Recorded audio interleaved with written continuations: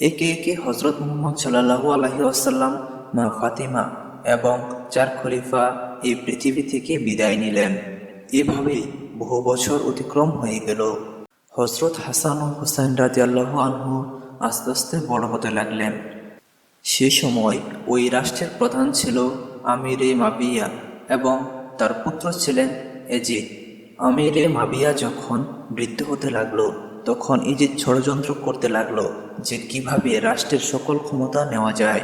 এদিকে অন্যায়ভাবে এজিদকে রাষ্ট্রের শাসনকর্তা হিসেবে উপনতি করা হলো। কিন্তু রাসূলের প্রতি ভালোবাসা এবং রাসূলের আদর্শ না থাকার কারণে কেউ তাকে মনে প্রাণে ভালোবাসতো না এবং শাসক হিসেবে মানতে পারল না। সবাই বলতে লাগলো, আমরা এজিদকে মানি না, হুসাইন আমাদের আশার আলো। এজিদ অন্যায়ভাবে সাধারণ মানুষকে হত্যার ভয় দেখিয়ে রাষ্ট্রের শাসক হলেন। একদিন এজিদ ভাবতে লাগলেন, এইভাবে চলতে থাকলে কখনোই আমি এই রাষ্ট্রের রাষ্ট্রপ্রধান হতে পারবো না। যেভাবেই হোক হজরত হাসান ও হোসেন রাদিয়াল্লাহু আনহুকে শেষ করতে হবে, এই পথের কাঁটা সরাতেই হবে। আসলে এজিদ ছিল চরিত্রহীন, তার হৃদয়ে কোনো দয়া মায়া ছিল না। রাষ্ট্রের ক্ষমতার লোভে সে অন্ধ হয়ে গিয়েছিল। একদিন এজিদ কুফা নগরীর গভর্নরকে ডেকে বললেন, তুমি তো কুফার গভর্নর, হুসাইনকে কুফায় ডেকে আনো, কেননা মদিনায় হুসাইনকে মারা যাবে না। তুমি যে কোনো কৌশলে তাদেরকে কুফায় ডেকে আনো, নয়তো আমরা তাদেরকে কিছুই করতে পারবো না।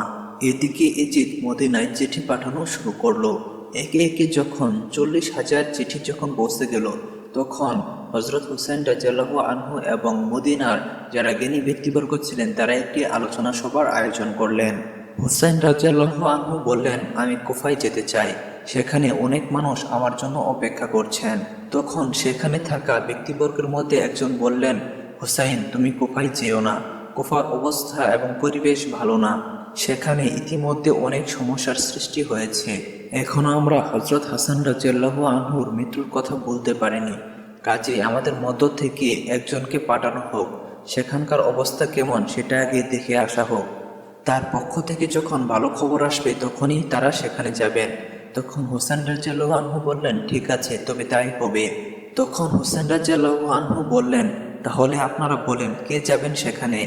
সেখানে অনেকগুলো লোক উপস্থিত ছিল, কিন্তু তাদের মধ্য থেকে কেউই কুফা যেতে রাজি হলো না।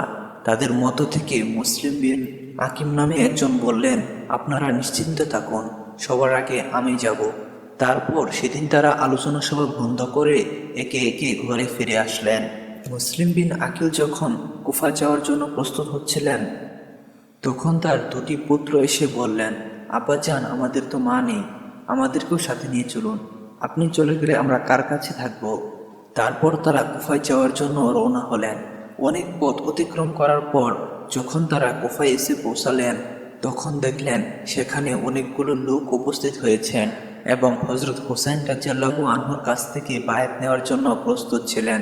তখন তারা বললেন, আমাদের প্রিয় হুসাইন রাদিয়াল্লাহু আনহু কোথায়, আমরা তার সাথে থাকব, আমরা ইজিদকে চাই না। তখন মুসলিম বিন আকিম বললেন, তিনি নিশ্চয়ই তোমাদের মাঝে আসবেন, কিন্তু আমার চিঠি পাওয়ার পর। হুসাইন রাদিয়াল্লাহু আনহুর প্রতি ভালোবাসা দেখে মুসলিম বিন আকিম হুসাইন রাদিয়াল্লাহুর কাছে চিঠি লিখলেন কুফায় আসার জন্য। অতঃপর একজন এই চিঠি হজরত হুসাইন রাদিয়াল্লাহু আনহুর কাছে পৌঁছে দিলেন। চিঠি পেয়ে হজরত হুসাইন রাদিয়াল্লাহু আনহু আর দেরি করলেন না, ৭২ জন সঙ্গী সাথে নিয়ে কুফায় যাওয়ার জন্য রওনা দিলেন। গোপন সূত্রে হজরত হুসাইনের আসার খবর এজিদ পেয়ে যায়। তখন এজিদ হজরত হুসাইন রাদিয়াল্লাহু আনহু এবং মুসলিম বিন আকিমকে হত্যা করার জন্য একটি ষড়যন্ত্র করলেন এবং একজন সেনাকে ডেকে বললেন, আপনি যদি মুসলিম বিন আকিমকে হত্যা করতে পারেন তাহলে আপনাকে অনেক পুরস্কার দেওয়া হবে। আর মনে রেখো, মুসলিম বিন আকিমের যে দুটি ছোট্ট পুত্র রয়েছে তাদেরকেও রেহাই দেবে না, তাদেরকেও হত্যা করবে, কেননা তারা যদি মদিনায় চলে যায় তাহলে হজরত হুসাইন রাদিয়াল্লাহু আনহুকে আনা যাবে না এবং তাদেরকে কারবালাতেই হত্যা করতে হবে। তাহলে তুমি গোপনে কাজটি সম্পন্ন করো। অতঃপর সেনাটি হজরত আকিমকে খুঁজতে লাগলেন।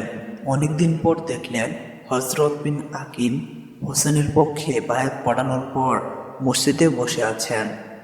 সেটা থেকে তিনি দেরি করলেন না, তিনি পিছন দিক থেকে কাপুরুষের মতো মুসলিম বিন আকিমকে হত্যা করে ফেলল।